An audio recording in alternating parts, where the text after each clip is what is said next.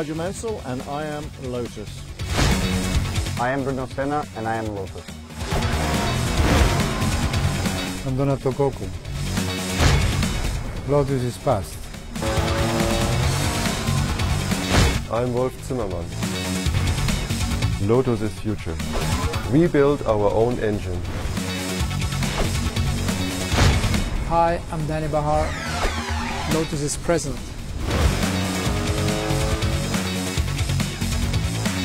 Lotus is indie.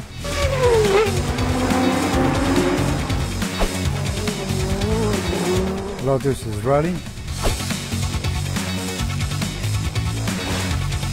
Lotus is F1.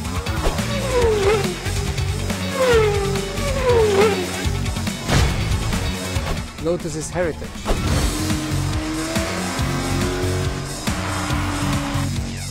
I'm Clive Chapman and I am Lotus. More Lotus than ever.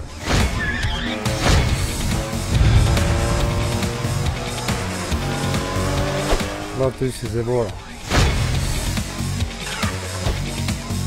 Lotus is performance.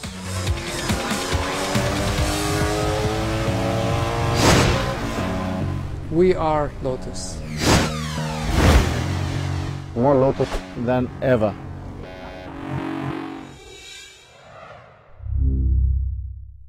Ladies and gentlemen, welcome to Frankfurt. Welcome to Lotus. More Lotus than ever. And your host today, the British face of Formula One, Mr. Jake Humphrey.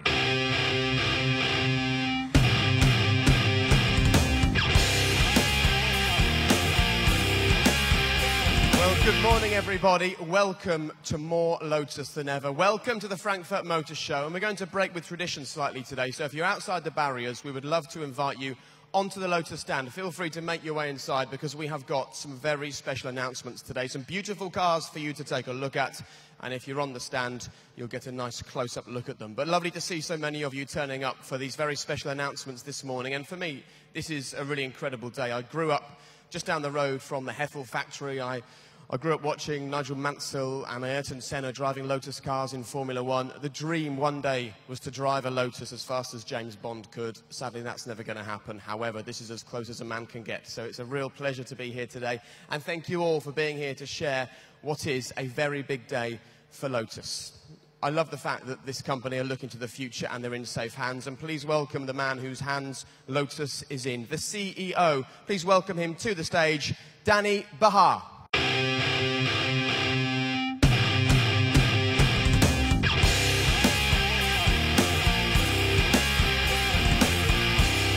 Well, Danny, it's been an exciting time at Lotus, and a particularly exciting time for you. You must be well used now to these motor shows and these crowds turning up for big Lotus announcements. Do you ever really get used to it, though? Yeah, thank you, Jake. First of all, before I answer your question, welcome to all the familiar faces I can see here. It's always an exciting opportunity for myself, but also for all of us as a company to show our new products coming up, and I really appreciate the support that you're giving us.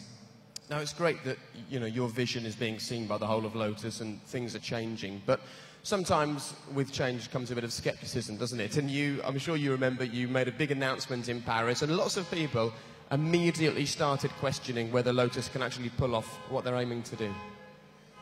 Well, let me start by saying that we love our critics. And we understand that the skeptics today. Yeah. In a way, all the feedback we get, negative as well as positive, helps us to move forward and shows us the ways to improve. But after Paris last year, we took on board all the feedback and decided to make a few adjustments to our existing plan. First, it became clear to us that our new cars needed real soul to power them. We needed a true Lotus bespoke engine, which is designed and built by us. This was a very brave decision, but I'm really happy to say that so far it has paid off. And our Chief Technical Officer, Wolf Zimmermann, and his entire team have pulled out all the stops to make this engine perfect.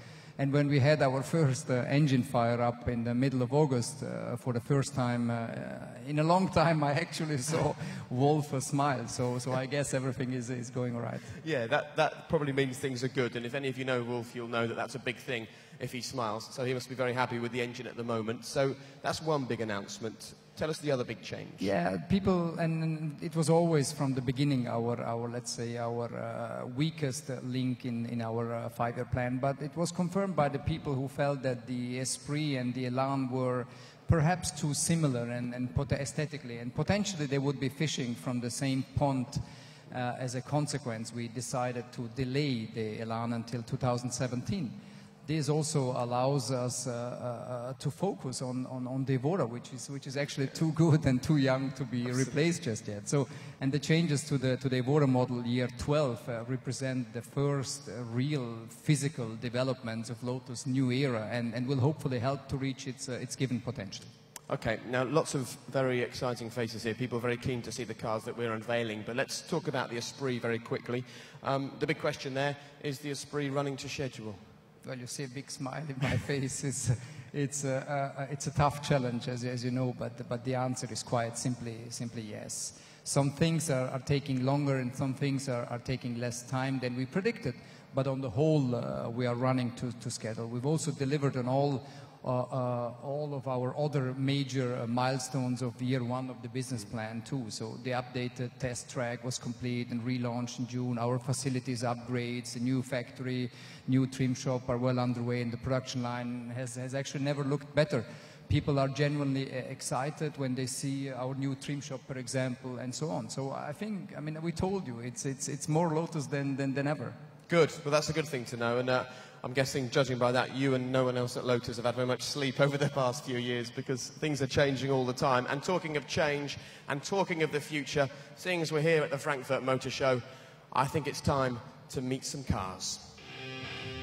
Ladies and gentlemen, more Lotus than ever. Please welcome the most powerful Lotus road car ever built, the Evora GTE.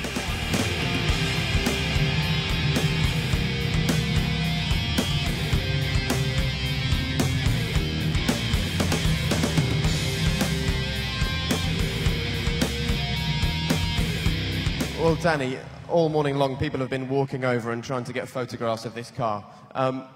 People seem to love the look of it, but how proud are you personally of this beautiful beast? Well, I'm very proud of this car. I just love this car. It was developed in record time, and all our team has really put everything into this car. Let me give you some facts. 444 horsepower delivered by a specially modified V6 engine. And we have integrated carbon fiber throughout the exterior and interior of the car, which means a massive 105 kilogram weight reduction versus the base Evora, which is really amazing. I mean, this makes me proud, because this is at the heart of the Lotus philosophy and Colin Chapman's lightweight approach, and should be celebrated just for that reason. Yeah. Believe me, the Evora GTE is definitely the most powerful road car Lotus has ever built. No, it's beautiful. I can see why there's another smile on your face. Plenty of reasons to be smiling this morning. And we've spoken about the fact that the whole world are starting to sit up and take notice of Lotus. And you were expecting, weren't you, to sell 25 of these in a market that you don't normally sell cars in. And suddenly that wasn't quite the case. Just explain that story for us. Well, you know, the original idea was to develop a special limited edition of just a few numbers, 25 units or something. And we wanted to offer this to the Asian market first. And the response from one particular market, China, was so immense that they actually reserved or bought the entire production capacity for the next 8 months. So I think the response from that market showed us that we need to work on this car more. And I'm sure when we will be ready to offer this market to Europe and to US, this will be a similar success. Great. So you're being kept busy, but I guess that's a good thing, isn't it? So many people, though, knew about the GTE. They were excited about this car. However, what about the other big announcement from Lotus that you perhaps weren't expecting or that you don't know about? I think it's time to introduce you to some more big Lotus news. Ladies and gentlemen, please welcome the latest additions to the Lotus lineup. the new and improved Lotus Evora Model Year 12. The Evora S with IPS. The Elise SPS. And the new Elise S.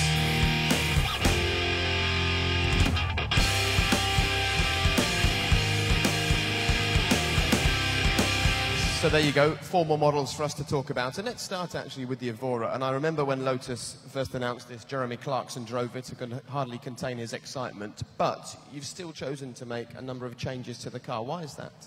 Yeah, first I have to admit that maybe in the past 18 months, especially the first 12 months, we were simply too busy concentrating on working on the future cars and working towards Paris Motor Show 2010. That maybe this car got simply outside our sight, okay. But we underestimated maybe the car itself, or me personally.